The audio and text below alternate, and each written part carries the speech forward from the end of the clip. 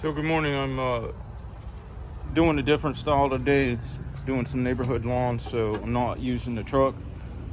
Just running the mower around, and it seems like it's a lot easier. I mean, it's just no loading, unloading, and I'm stretching it today for stuff at least in a 2 mile radius that I won't, use the truck for, because you can, stair step them. Like one's a quarter mile away, you do it and move on to the next.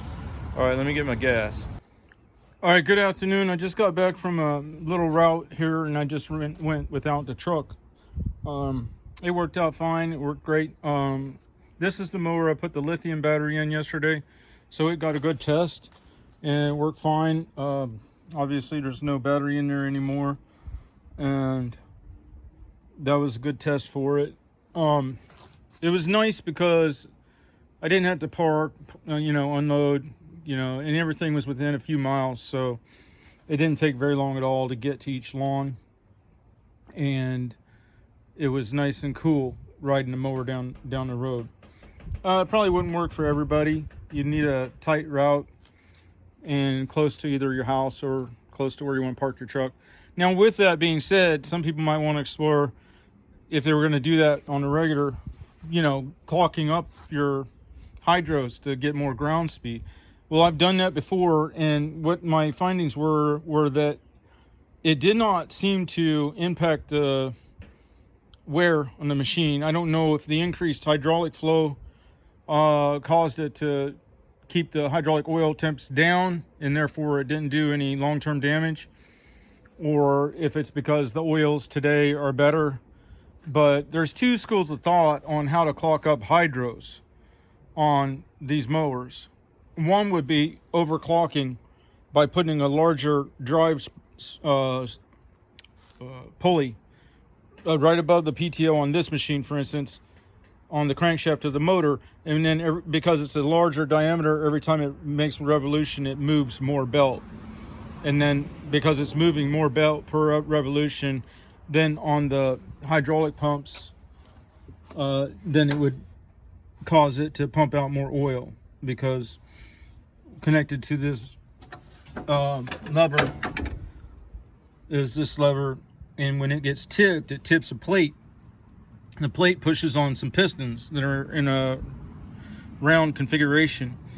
So when it's tipped, it's making them pistons go up, and then when you get on this low side of the tipped plate, then they fill back with oil, and they go around again to the high side, and that presses the oil out.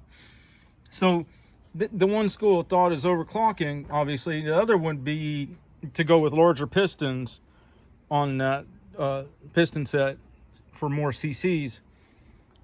But then you're putting more pressure on the single point of the cupped piston that rides on the swash plate. So if you think your metal is strong enough to hold and not break down, then that would be the way to go, is by getting bigger cc's. Now, because you're going to be exerting more pressure on that single point where those two surfaces rub together.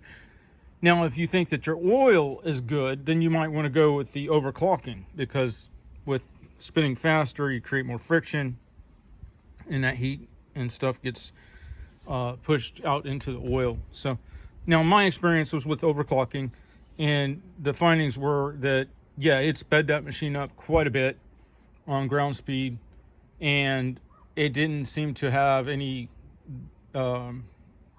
damaging effects on the hydraulic system. In fact, when I brought it back down to stock format, it was still some of the smoothest hydraulic controls that I've ever had. Now, when you do overclock, of course, your hydraulic controls might feel a little more sensitive. Now, back then, I didn't have the 26-inch tall tires with 3 psi. So kind of wish I'd still had that set up, because I could, with these tires, that helps to modulate the input control from the hydraulics, because you can get that rim will go probably 2-3 inches before the tire starts to even turn on forward or reverse, and probably 20-30 degrees of directional change before the tread surface has to do anything to the turf. So that would have been a great system setup. Now, if you guys wanted to do an experiment and go with a hyperdrive, for instance, and then overclock the hydros on top of that, which theoretically could be done, you could explore doing like a machine that was doing 30-mile-an-hour ground speed to, you know, a roadable machine, theoretically, so that you could go truckless all the time. The problem you might run into is the front caster wobble. You know, if you're going down the road, if you get off the crown of the road or something where one side's a little unweighted, it can go back and forth and chatter. So you might have to make provisions for that. The only thing I can think of on that is cut the frame and make it so that it's hinged here. And then when you want to go to roadable mode, you kick this forward so that, well, let me show you over here. I haven't got done with this remote control mower yet, but see, if your caster, your bearings and your cups and everything are wore out, and this part in my thumb, if it's not straight up and down, instead it's leaning back a little bit, you got your axle, your wheel axle is following a little bit behind where it should be, then I think you're going to get that wobble. If you could do the opposite and kick it out, like chopper it out, I don't think you will. I'll have to do experiments to be sure. But that's something that would have to be addressed if a guy was going to make a roadable machine that had like a 30-mile-an-hour ground speed. All right, I'm going to get back to work. If you get anything out of the channel, please like and subscribe.